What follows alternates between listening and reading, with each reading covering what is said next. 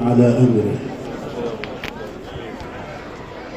سبحان الله. وكلما أصيبت الأمم بالعنف السياسي والفساد الأخلاقي زاد فيها الجدال وقل العمل.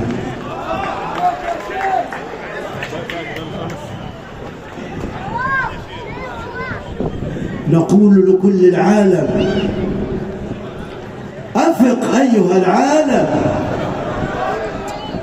أفق أيها العالم، لا تغتر باقتصادك، لا تغتر بتكنولوجيتك،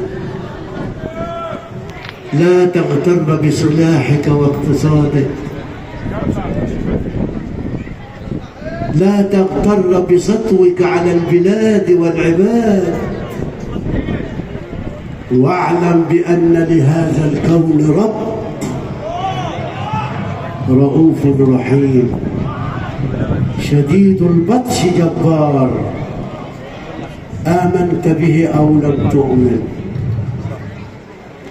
إن شاء الله